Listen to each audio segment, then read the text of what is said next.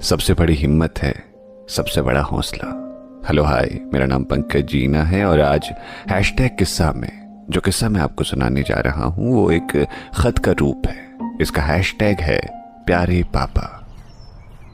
तो पिताजी, ये आपके लिए आज पता नहीं क्यों आपको लिखने का मन हो रहा था। आज सुबह जब आपके साथ सिलेंडर पर आने गए थे ना, तो कहना चाहते थे यार पापा कितना कुछ करते हो आप जब मोटरसाइकिल पे हमारे पीछे बैठते ना तो हाथ कांपते हमारे।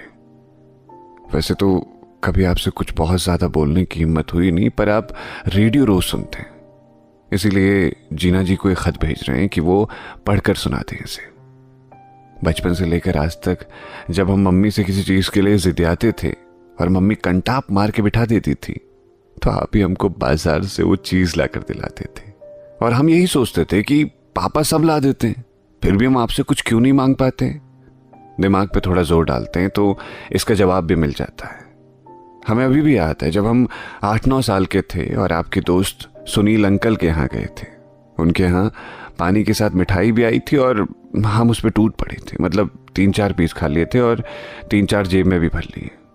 आपका झेपना स्वाभाविक था, वहां तो आपने कुछ नहीं कहा, पर उनके यहाँ से लौटते वक्त रास्ते वाली कुटाई आज तक याद है हमें। उसके बाद आपने कभी जिंदगी भर हाथ नहीं उठाया, पर उसका असर आज तक जहन में है। शायद इसीलिए आज तक कभी कुछ चाहिए होता है तो मम्मी से ही बोलते हैं, ये जानते हुए कि मम्मी अभी अभी बरस पड़ेंगी। पता है पापा, आप जब अपनी साइकिल के डंडे पे बिठा के स्कूल ले जाते तो एक ठू तौलिया भी मेरे नीचे रख देते थे और हम साइकिल की घंटी बजा के हंसते और बार बार आपका चेहरा देखते और आप हर बार मुस्कुराते थे।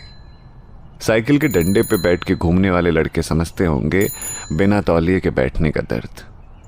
छोटे शहर के रास्तों में गड्ढे नहीं, सड़क बचा के चलना पड़ता है। हाँ, हमारी पेरेंट्स टीचर मीटिंग में आप कभी आए नहीं, शायद जानते थे कि फातिमा मैम क्या बोलने वाली है हमारे बारे में। लेकिन चाहे 2 नंबर पाएं चाहे 4, कभी भी आपने पढ़ाई को लेकर लपड़ नहीं मारा हमें। आपने कभी किसी चीज़ के लिए मना नहीं किया, ना कभी रोका टोका। शायद आपका ये विश्वास ही हमें कोई भी गलत काम जो आजकल के कूल लड़के करते हैं उसे रोके रखता है।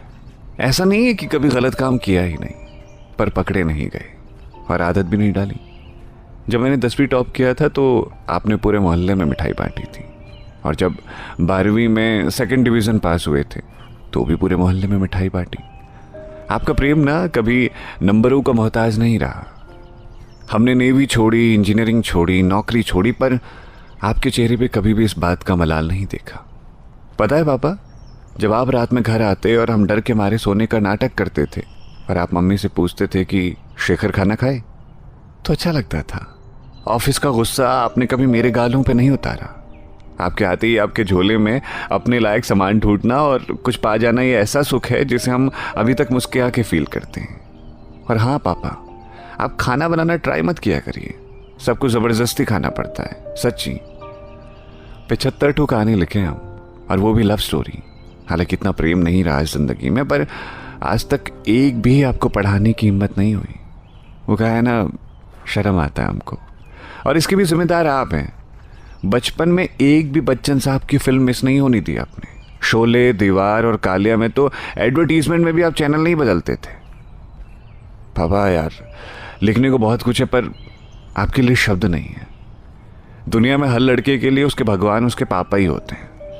बचपन में हर लड़के की तरह हम भी सचिन बनना चाहते थे, पर अब आपके जैसा बनना चाहते हैं। आप हमारे सुपर हीरो यार, हमेशा से और हमेशा के लिए। आपका निहायती नालायक लड़का शेखर।